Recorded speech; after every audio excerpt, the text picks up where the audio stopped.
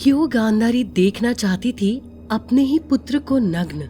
महाभारत के बारे में कौन नहीं जानता। हम सभी ने कभी न कभी महाभारत सुनी या देखी है। साथ ही महाभारत के युद्ध में हमें कई सशक्त एवं साहसी स्त्रियों का जिक्र देखने को मिलता है।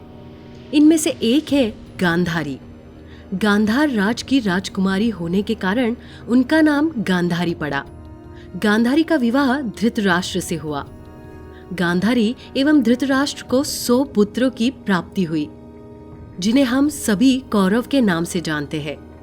गांधारी अपने बाल्यकाल से ही महादेव की असीम भक्त थी एवं अपनी भक्ति के कारण ही गांधारी को महादेव से एक वरदान की प्राप्ति हुई कि वो अपनी आंखों पर बंधी हुई पट्टी को खोलकर जिसे भी नग्न अवस्था में देखेगी, उस व्यक्ति का पूरा शरीर वज्र का हो जाएगा। महाभारत के भीषण युद्ध में अपने पुत्रों एवं बड़े बड़े योद्धाओं की मृत्यु के पश्चात जब एकमात्र दुर्योधन जीवित बचे, उस समय गांधारी के मन में पुत्र मोह आ गया और उन्होंने सोचा कि महादेव के दिए वरदान का उपयोग करने का यही उचित समय है। और फिर वो हुआ जो किसी ने न सोचा था। परंतु आगे बढ़ने से पहले अगर आप हमारे चैनल पर नए हैं तो चैनल को सब्सक्राइब अवश्य कर दे और साथ ही नीचे दिए गए घंटी के बटन को दबाना न भूले। माता गांधारी ने तुरंत ही दुर्योधन को बुलाया और कहा कि पुत्र, महाभारत के इस युद्ध में मैं तुम्हें अजर होने का वरदान तो नहीं दे सकती, परंतु एक कवच अवश्य दे सकती हूँ, जिससे तुम्हारी शक्तियां दोगुनी हो जाएगी एवं कोई भी शस्त्र तुम्हें हानि नहीं पहुंचा पाएगा। इसलिए जाओ, गंगा में स्नान करके आओ और मेरे समक्ष उसी अवस्था में आना जिसमें तुम्हारा जन्म हुआ था। दुर्योधन ने संकोच से पूछा, क्या माता नग्न अवस्था में? गांधारी ने उत्तर दिया कि हाँ पुत्र, नग्न, और मैं तुम्हारी माता हूँ, मुझसे कैसी लज्जा। दुर्योधन ने जो आज्ञा माता कहकर वहां से प्रस्थान किया एवं निकल गए अपनी माता की आज्ञा का पालन करने। तभी वहां माता गांधारी के पास श्री कृष्ण जा पहुंचे। गांधारी ने कृष्ण को अंदर बुलाकर कहा कि देखो माधव, आज से 17 दिन पहले मैं 100 पुत्रों की माँ थी और आज तुम्हारे कारण सिर्फ मेरा एक ही पुत्र जीवित है। जिस पर कृष्ण ने कहा कि माता, कौरवों भ्राताओं के साथ एक शव ऐसा भी है जिसे आप पहचान कर भी नहीं पहचान रही है, और वो ज्येष्ठ कौतेय का। गांधारी ने पूछा, क्या वो युधिष्ठिर है? कृष्ण बोले, नहीं, ज्येष्ठ राधे कौतेय, और आप यह न सोचे कि कौरवों की ओर से मेरी बुआ का कोई पुत्र नहीं लड़ा। ये राज सुनकर गांधारी के होश उड़ जाते हैं और कृष्ण वहां से प्रस्थान कर जाते हैं और जा पहुंचते हैं गंगा नदी के तट पर, जहां दुर्योधन स्नान कर नग्न अवस्था में गांधारी के शिविर की ओर जा रहा था। कृष्ण दुर्योधन को इस अवस्था में देख उपहास करते हुए हंसने लगते हैं और दुर्योधन से कहते हैं कि तुम इस नग्न अवस्था में कहाँ जा रहे हो? तुम्हारे बढ़ते हुए कदम की दिशा बता रही है कि तुम माता गांधारी की शिविर की ओर जा रहे हो। क्या तुम अपनी माता के सामने इस अवस्था में जाने वाले हो? हाँ दुर्योधन, ये सत्य है।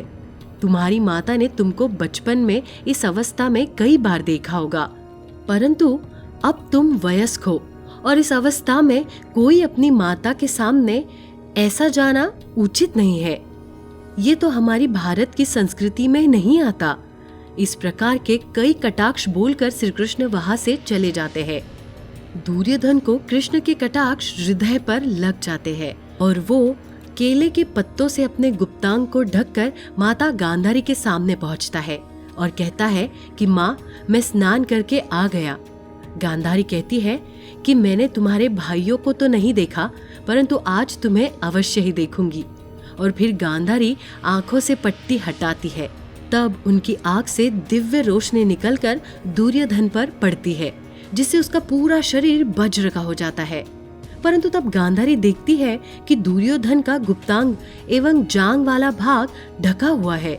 गांधारी निराश होकर पट्टी आंखों पर फिर से पहन लेती है और कहती है कि ये तुमने क्या किया? दुर्योधन कहता है कि आप मेरी माता है, आपके सामने मैं नग्न कैसे आ सकता हूँ? गांधारी बोली कि मेरी नजर से तुम्हारा पूरा शरीर वज्र समान हो चुका है, परंतु जिस भाग को तुमने ढका हुआ था और उस पर मेरी नजर नहीं पड़ी, वो भाग कमजोर रह गया। तुम अब पूर्ण रूप से अजय नहीं बन पाए। दुर्योधन बोले कि माता, यदि ऐसा है तो मैं पत्ते हटा देता हूँ और आप मुझे देख लीजिए। गांधारी ने उत्तर दिया कि मैं कोई मायावी नहीं, ये शक्ति मुझे मेरी भक्ति एवं आस्था से मिली थी, जो अब समाप्त हो चुकी है। दुर्योधन बोला कि कोई नहीं माँ, कल भीम के साथ जहाँ गदा युद्ध होगा, उस समय नियम अनुसार कमर से नीचे प्रहार करना वर्जित है, तो मैं भीम को पराजित कर एक निर्दयी मृत्यु प्रदान करूंगा। परंतु युद्ध के समय भीम ने दुर्योधन की जांघ पर ही प्रहार कर उसे पराजित किया, जिसका कारण था कि जिस समय द्रौपदी का अंपायन भरी सभा के बीच हो रहा था, तब भीम ने प्रतिज्ञा ली थी कि मैं दुर्योधन की जांघ पर प्रहार करके ही उसके प्राण लूंगा। भीम ने अपनी प्रतिज्ञा का पालन करते हुए दुर्योधन को मृत्यु के घाट उतार दिया एवं गांधारी महादेव से मिले वरदान का उपयोग करने के बाद भी अपने पुत्र को बचा न सकी। दर्शकों, कैसी लगी आपको हमारी कहानी? कमेंट बॉक्स में बताना न भूले। ऐसी रोचक तथ्यों एवं सत्य घटना पर आधारित कहानियों की जानकारी सबसे पहले पाने के लिए हमारे चैनल को सब्सक्राइब अवश्य कर दे और नीचे दिए घंटी के बटन को अवश्य दबा दे।